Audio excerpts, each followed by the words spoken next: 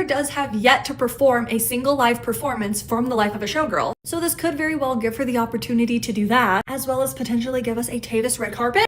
If you thought Taylor Swift and Travis Kelce were slowing down after the Super Bowl chaos, think again, because these two have somehow managed to be busier, more in love, and more headline-worthy than ever, and we're only in February. Between Taylor quietly reshaping her music because of Travis's taste, I genuinely can't do that much more to that. Yeah, bang. I'm a Swiftie now. Leaning on her best friend Selena Gomez for wedding advice after a messy year with some of her inner circle, secretly flying to London with a 20-person entourage, Taylor Swift could be making a surprise appearance at the 2026 Brit Awards. According to The Sun, she landed in the UK earlier this week to go to Manchester to attend the Brit Awards. And Kayla Nicole finally hitting her breaking point with the whole situation, there is a lot to unpack. Simmons and Haddish promised me that they could put an end to this whole ex-girlfriend fiasco quickly. So buckle up, because this one's a ride.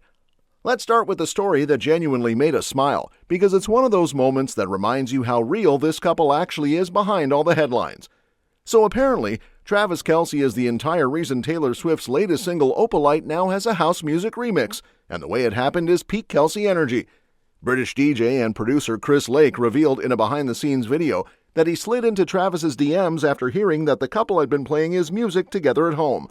Lake told Travis he wanted to take a crack at remixing Opalite, and Travis, being the ultimate hype man that he is, immediately called him a legend, said his Coachella set was one of his favorites of all time, and told him he couldn't wait to see what he put together. 3 days later, Lake sent a draft. Travis's response was basically his jaw hitting the floor, texting back something along the lines of, "How do you put things together this fast?" followed by the confirmation that Taylor loved it too, and her team would be reaching out immediately. And here's where it gets really sweet. Taylor reposted the entire DM thread on her Instagram story with a caption that said, "Confirmed, Travis is my in-house house guy."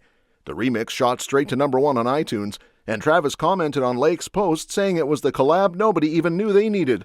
I genuinely can't do that much more to that.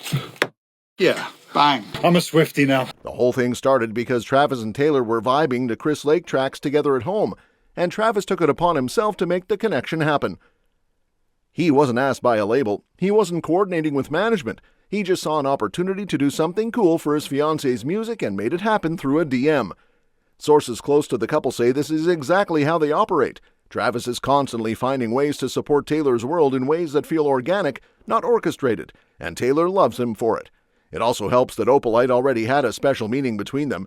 Travis previously admitted on New Heights that it was his favorite track on the life of a showgirl, and Taylor confirmed on Capital FM that she named the song after Opalite because Travis's birthstone is opal and she's always been drawn to that stone. I had written down the word opalite because I learned that it's actually a man-made opal. Like opal can be man-made just like diamonds. And so Travis's birthstone is an opal. So it's like that I've always fixated on that. I've always loved that stone.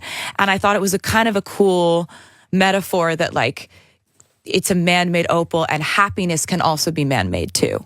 Yes. So that's kind of what the song is about, is that the kind of juxtaposition of those two. Now, while Travis was busy playing music matchmaker, Taylor has apparently been deep in wedding planning mode, and the person she's leaning on most might surprise absolutely no one.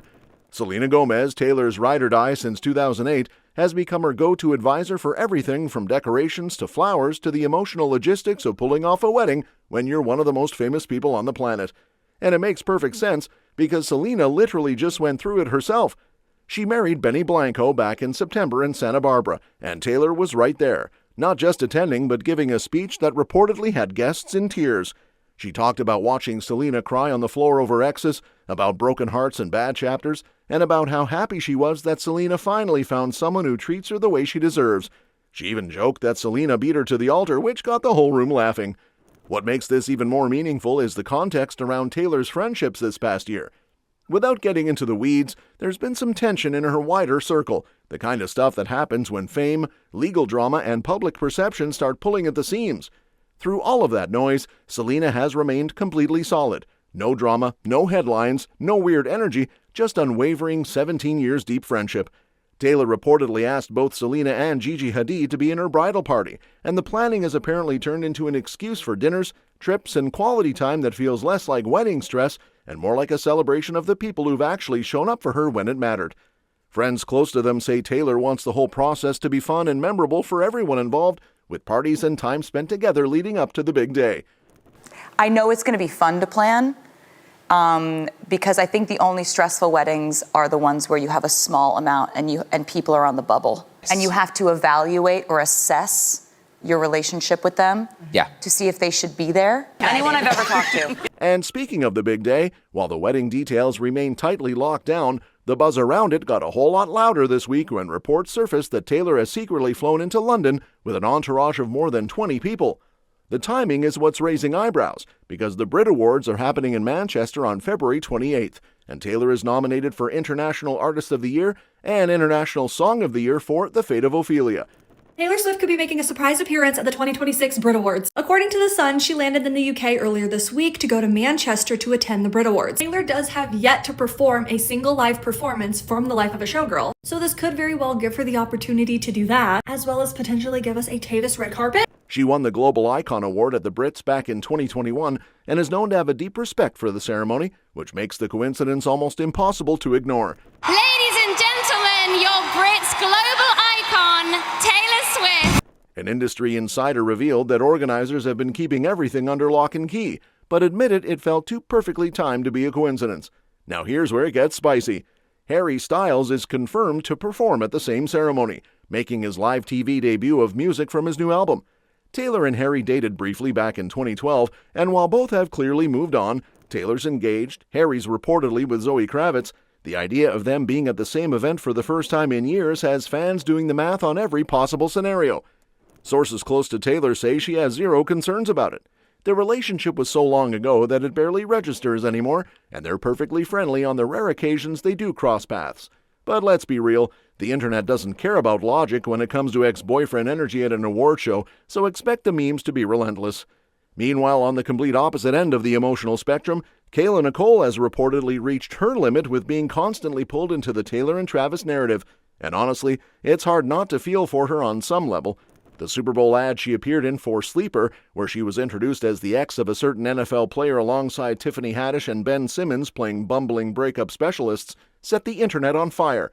Simmons corrected a line by saying swiftly instead of quickly, which fans immediately clocked as a not-so-subtle nod.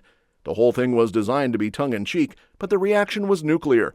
Rapidly. That's not what I said. Okay. Pronto. I said swiftly. Why is that so hard to remember? Simmons and Haddish promised me that they could put an end to this whole ex-girlfriend fiasco quickly. Swifties dragged her across every platform, and the debate over whether the ad was empowering or embarrassing dominated timelines for days. What makes the situation complicated is that Nicole has been vocal about how the constant association with Travis's love life has affected her.